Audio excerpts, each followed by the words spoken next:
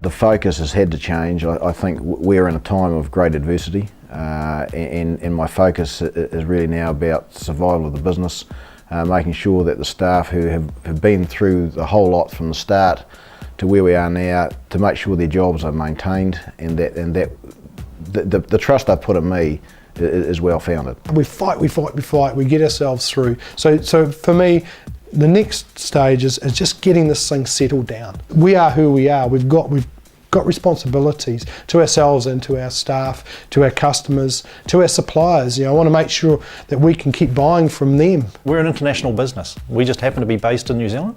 It's a great place to be based, but we are an international business, and our customers are not on our doorstep. They're not going to come to us.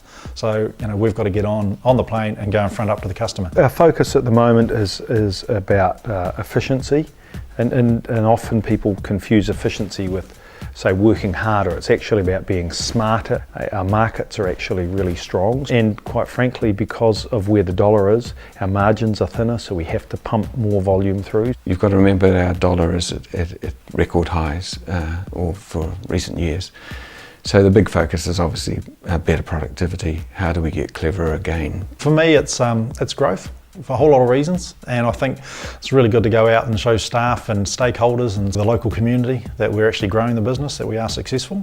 Stability, because we've come out of a 3 years worth of difficult times, and they have been, because we're tied to construction and our clients are tied to construction. We've got to very quickly come up with the picture. We've got to be in a position to paint the picture that the people accept, that they'll buy into. A vision of where you're going, and one that you can describe well to people and get them to assume, buy into whatever, aspire to as much as you do. When people understood where I felt we needed to go, and they understood it, they bought into it, you can move mountains. Getting more staff on board, getting the right people in the right positions. There's the need to bring on more talents. Really start to focus on improving the business through the likes of the Better by Design process, lean manufacturing. We've got to look what's around us and keep true to what we're good at, and we've done that. We've actually sat down at work and we said, right, where do we fit? How do we make sure the business is stable? And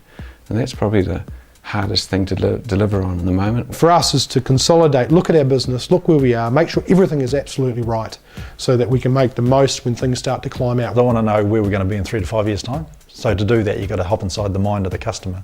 I would love to be spending some more capital, but given where the dollar is, that is affecting profitability. So that affects your long-term ability around investment in capital.